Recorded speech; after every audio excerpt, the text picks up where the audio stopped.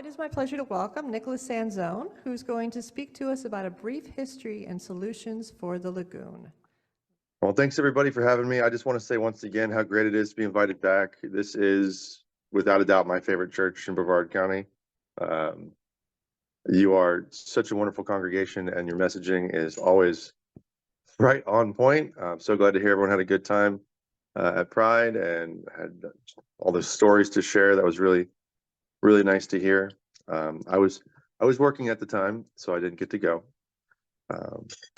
But I kind of want to actually, if it's possible, Beth Ann, to go back and read the last little bit. I don't know if you can do that. Just, you don't have to show it, but just the last like phrase of that prayer, that beautiful prayer, because it really ties in well a lot with these this theme and the reflections on the lagoon and the talk today.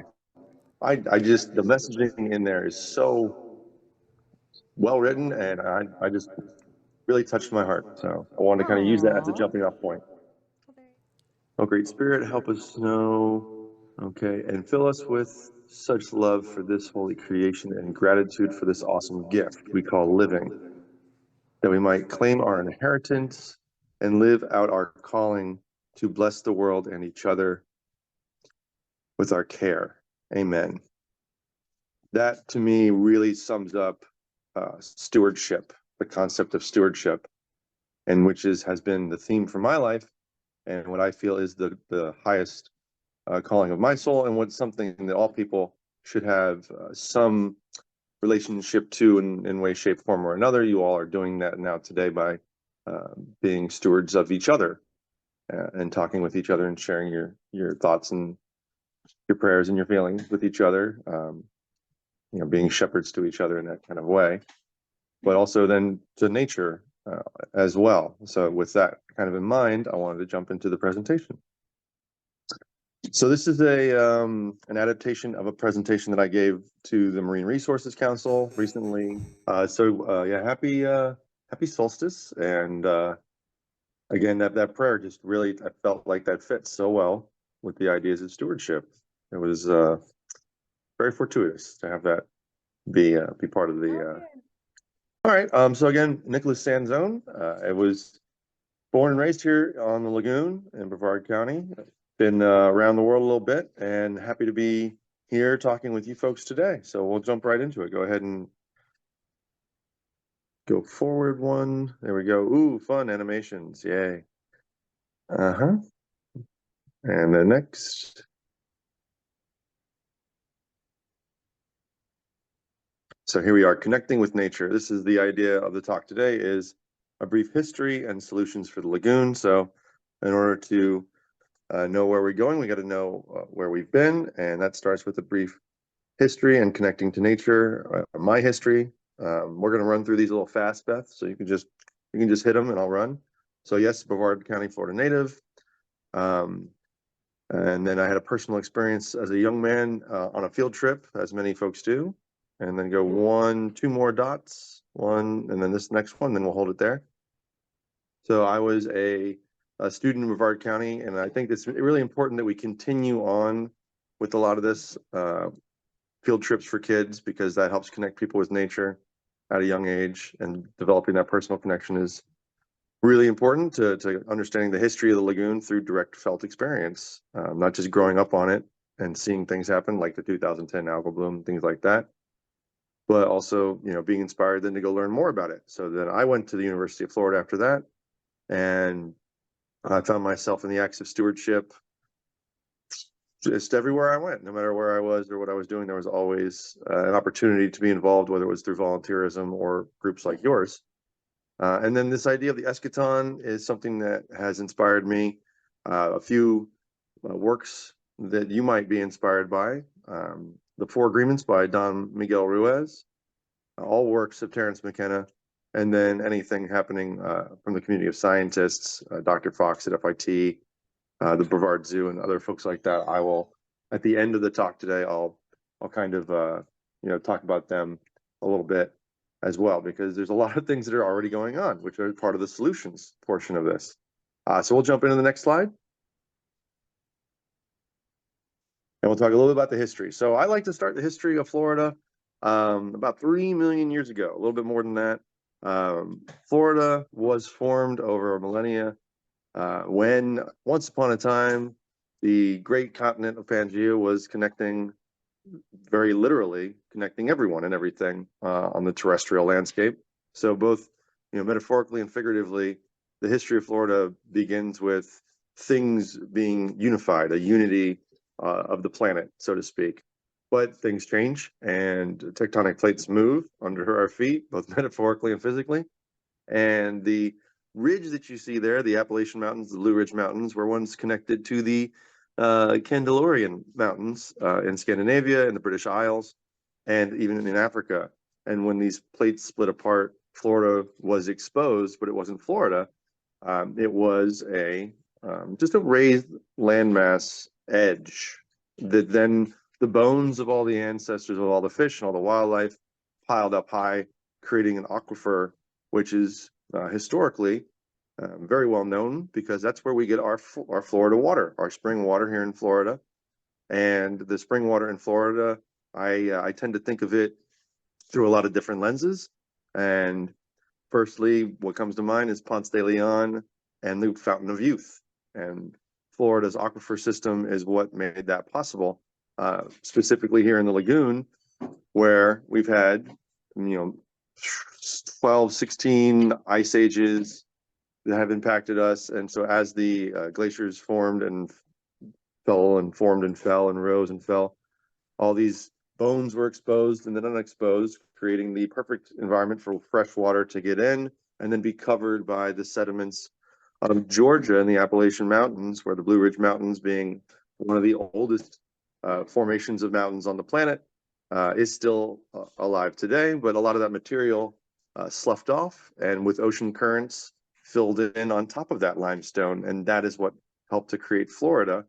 And then with the assistance of mangroves and seagrasses, those sediments were stabilized to create coastlines and estuaries and a series of sand dunes that, where even if you look at this picture of Florida here, you can kind of see that coastal ridge and that central ridge. So that central ridge, that big line going down the middle of the state, it almost looks like an ancient sand dune. And the hawthorn layer beneath that of clay is these layers of sediment accumulation that were then stabilized.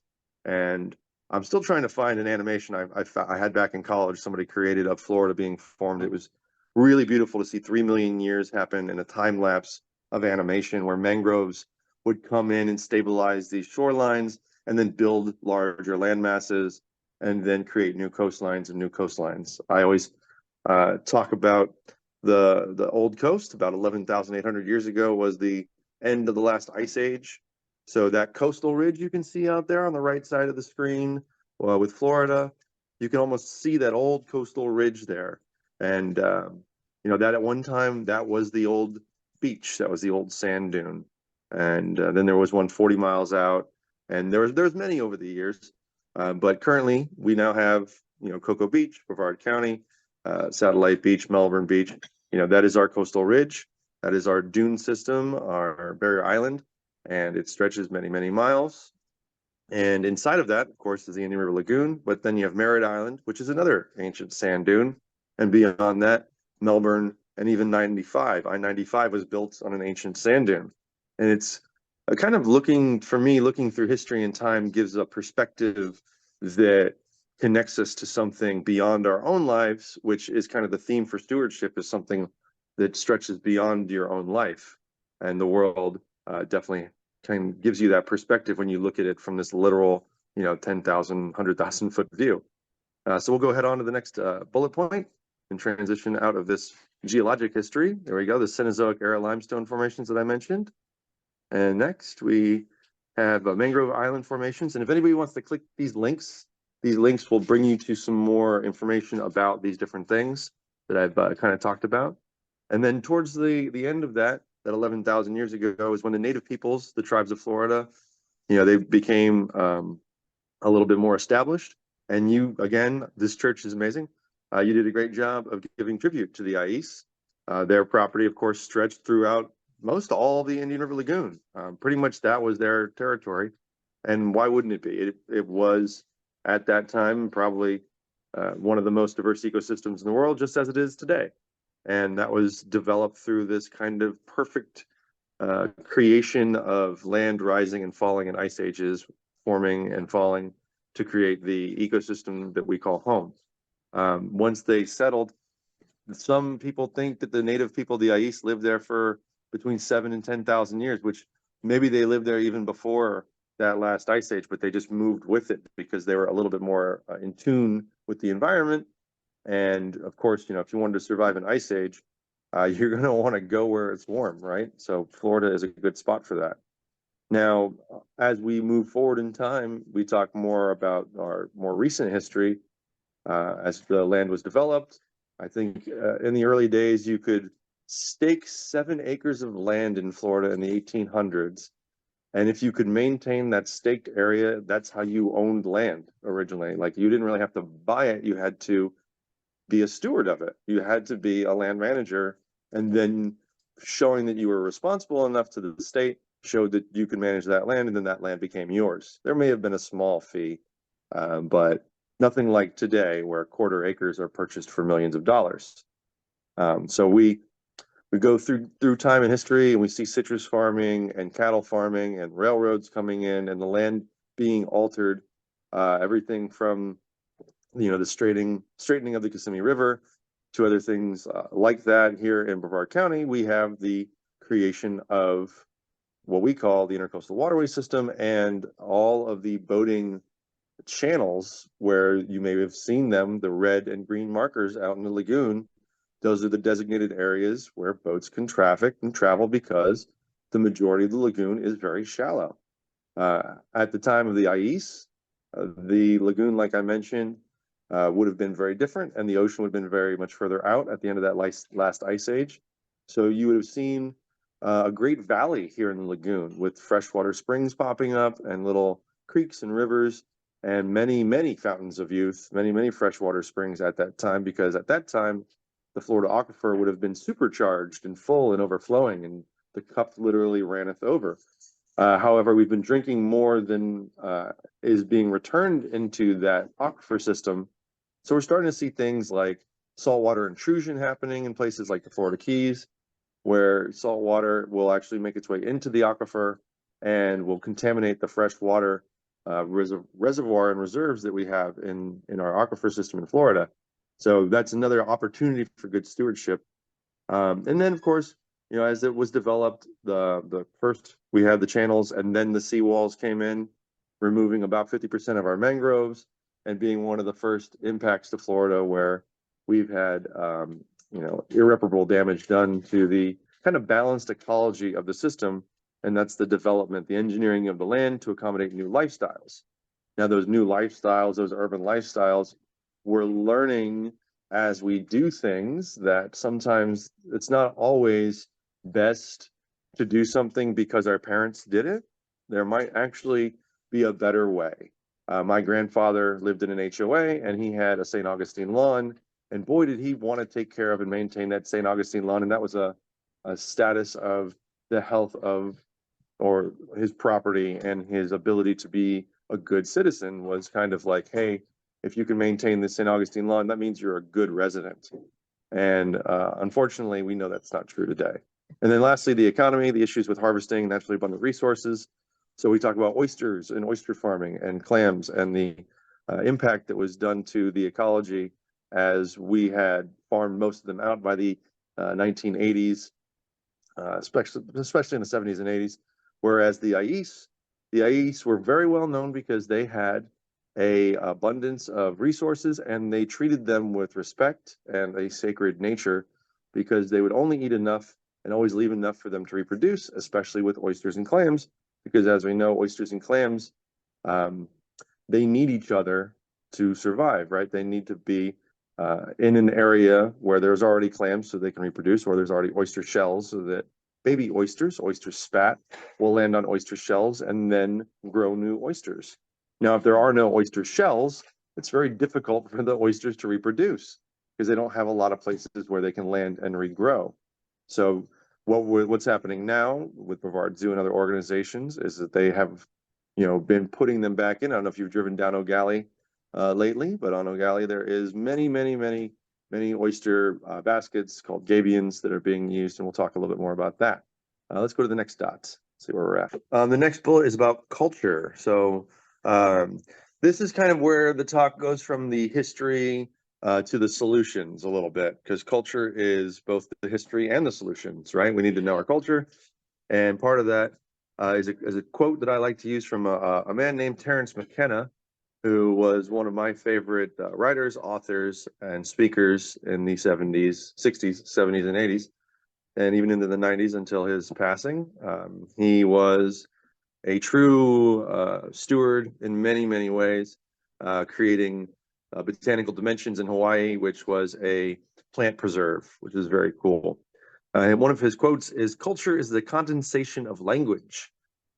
And from that, what Terence was trying to communicate was the idea that words have power and words are important, and that sometimes the words that we use literally create our culture, and sometimes the culture that we're in helps or hurts or is responsible for the words that we use regularly. Sometimes those words that we use are colloquialisms that relate to our culture, whereas when I was growing up, you said, "Oh, that's very cool," as in, "Oh, that's very cool," as in that's awesome, or that's a wonderful thing, or "I like that."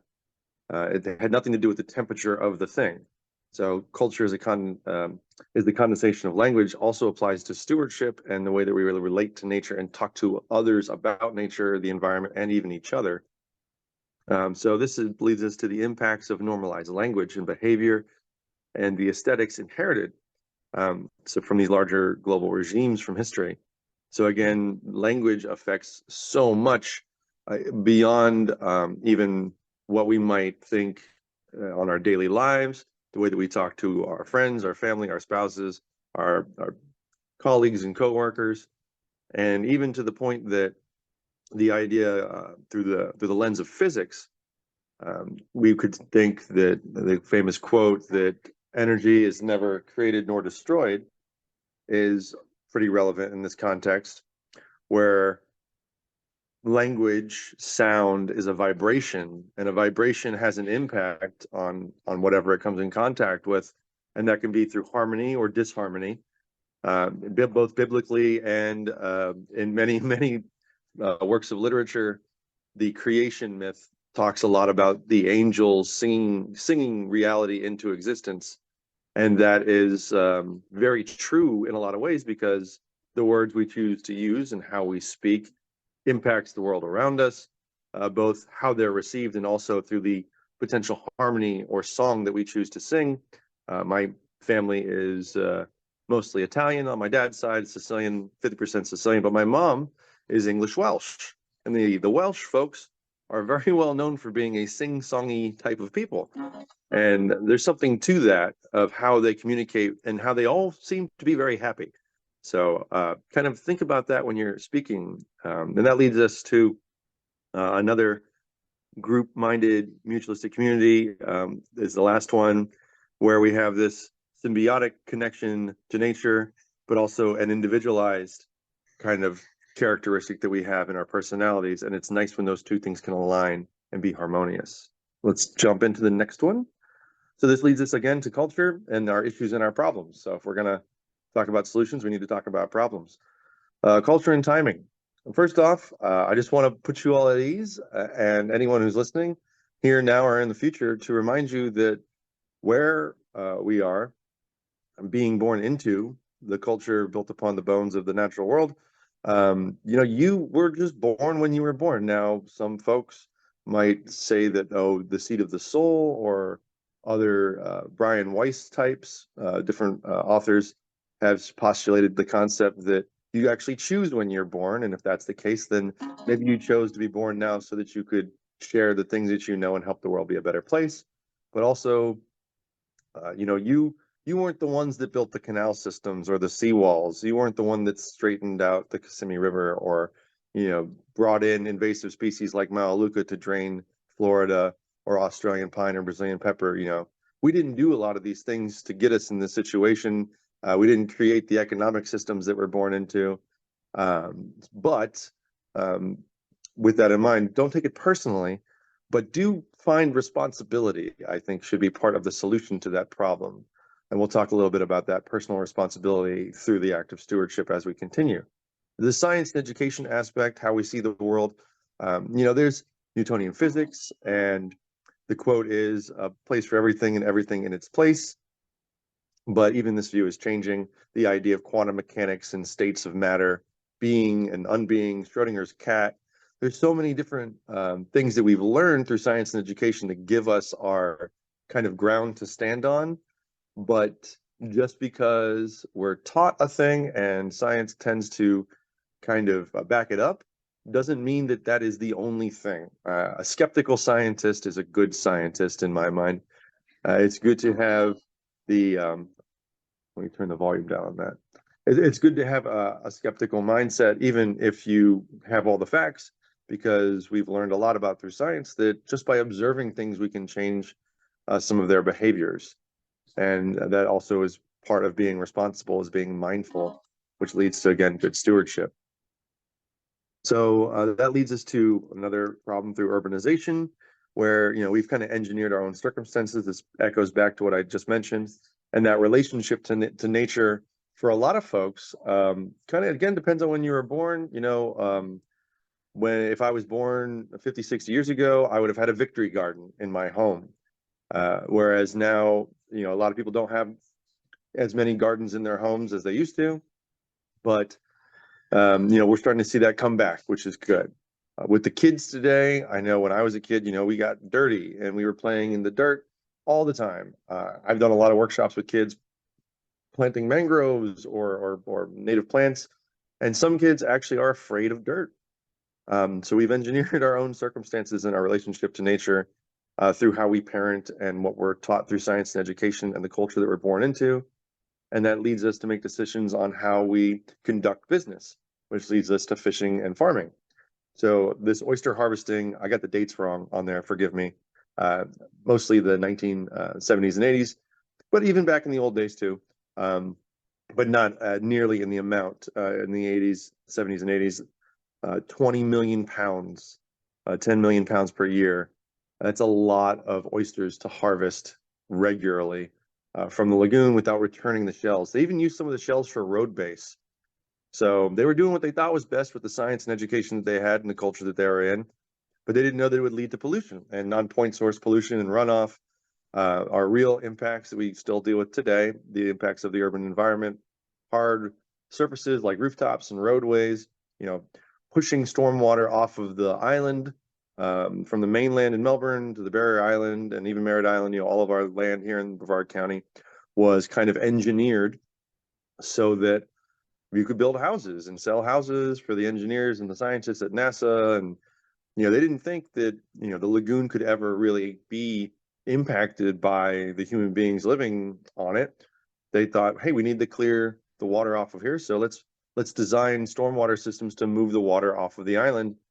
But what they were doing was they were bypassing the natural system, where filtration through native plants and the natural ecology of the land and the way that it was kind of designed over millions of years, specifically the last 11,000 years, was to filter water like we filter coffee, right? So you'd want to drink coffee, you put your coffee in there and the grinds filter out. Now imagine that those grinds were full of pollutants and excess nutrients. That's all going into the lagoon. And we call that non-point source because it happens from many sources. Whereas like if you were to dump a paint bucket into the lagoon, that'd be a point source, right?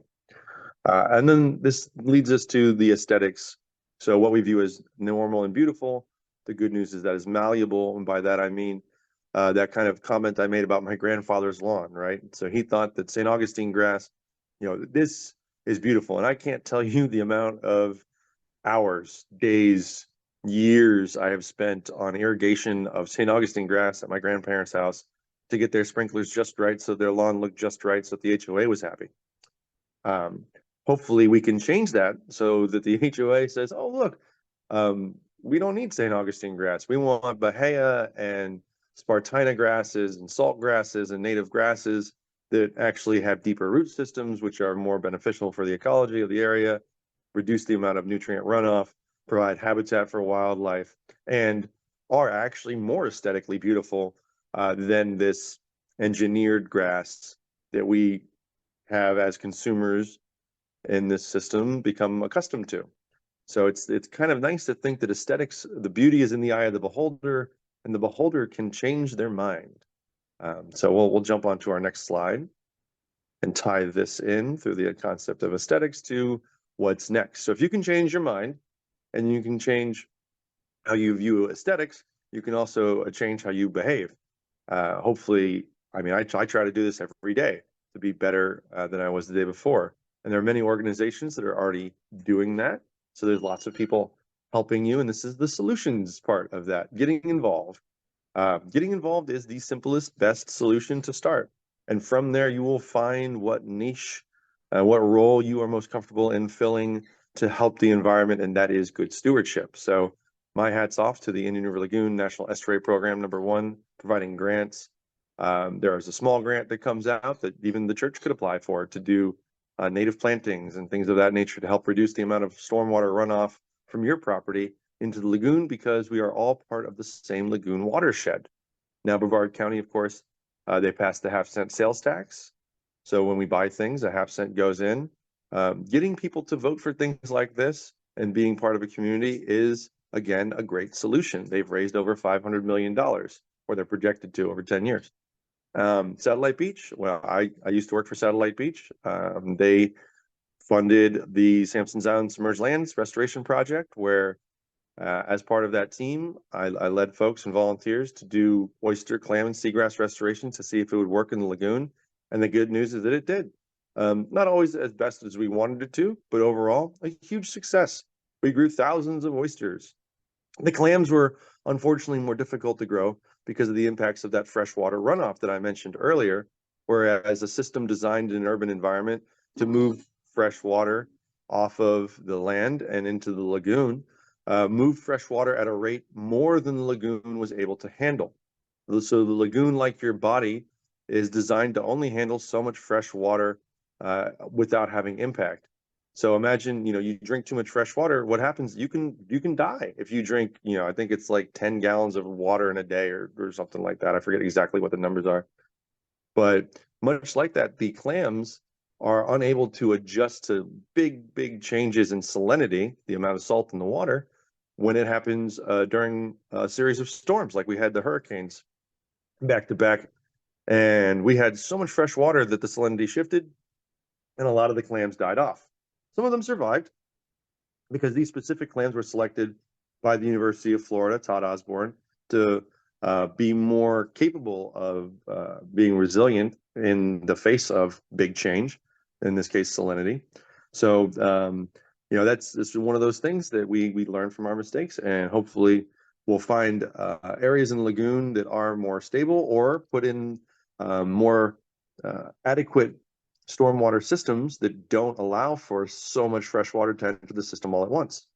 And then again, beyond that project, I want to move on because I have been chatting with you all for a while, and I want to make sure we move on. But the community aspect of boards, clubs, and groups, and family, and like your church, and becoming advocates and volunteers are great ways to do stewardship in the community. That is getting involved, and that is part of the solution, is supporting these things that already exist. Make sure that when the time comes for that Brevard County half-cent sales tax to be voted on, that you talk to your representatives and you tell them, hey, I care about the lagoon. This program works. They have replaced leaky laterals. They have replaced septic systems and converted them to sewer, because septic systems that break down leak. And that is a big problem with the lagoon. That is more excess nutrients. So, support these things that already exist, being involved, volunteer. There are plenty of boards that already exist that need members that show up that care, especially with the perspective of stewardship in their hearts. All right, we can move on. And so with that, I lean on the lessons learned. So communicating matters. Being impeccable with your words. I take a lot of this from Don Miguel Ruiz's 4 Agreements. It was one of the books, I don't know if I mentioned it earlier in the talk, but one of those books, one of those authors that really helped shape my life and finding a way to be a good steward through the 4 Agreements. The 4 Agreements are being impeccable with your words, always doing your best, not making any assumptions, and not taking anything personally, which are kind of the themes, the underlying themes of our talk today. So how you communicate matters. And then all of life is an ocean of communication, coordination, and cooperation. That is a little bit of a phrase that I kind of adopted from Terence McKenna again. The idea that everything is connected and how we communicate matters, even both, as we mentioned, historically, geologically, and also culturally. You know, we are connected to the past and the Ais, those folks that lived here. We can still learn from them today because, you know, their behavior has left an impression, not just culturally, but also on the land itself, in the way that when we got here, it was still beautiful. They did not alter it in a way. They found a way to coexist with nature. And that leads us to the Gaia hypothesis, that the Earth is a self-regulating system and is communicating its intent with all intelligent species. And if we would like to be intelligent, we would deny this at our own peril, meaning that, you know, if you're quiet enough and thoughtful enough, you can hear nature speaking to you, asking you to help it along in this time that we live in, where nature is, you know, constantly being used as a resource and not always revered as sacred. So that is how we can change our perspective, and that is how we can help find solutions to help the lagoon. By communicating a lot of these concepts, we can change behaviors, and by changing behavior, we can actually change the world around us. So making a commitment to nature, because it is not passive, it is active, and we do not live on the planet, we live in the planet. That is a direct Terence quote. And then to act and exhibit these behaviors are the obligation action towards achieving a shared goal of establishing a healthy relationship with nature, and that this is stewardship. And this is our responsibility as human beings on this planet. Whether we want to take on that responsibility, that is a choice. Not for me anymore, and I imagine as so not for a lot of you, where it seems that a lot of you are very in tune with and in touch with the natural systems and want to do more. So the simplest act is to be mindful of the things that we buy, the words that we say, and how we interact with each other, so that we can inspire each other to do our best. With that, I want to thank you very much for giving me the time today to speak with your wonderful group. There's a lot of organizations that have done so much, and I just want to kind of give a nod to all of them in Brevard County. There are so many folks doing so many great things. I invite you to reach out to your favorite organization and do a team building work day or a volunteer day, or you know, go to the zoo and participate in one of their programs. I was with them the other day planting oysters in the lagoon. It was really easy to do. It was great. It was fun, and it was very rewarding. So thanks again, folks. If you want to use the rest of these slides at your leisure, there's just more information about these different organizations beyond what is stewardship and then the actual organizations themselves. But that concludes our talk for today. The rest is supplemental material for you to enjoy, to kind of reiterate this when you have time. And so with that, if there's any questions, I will raise my coffee and say thank you.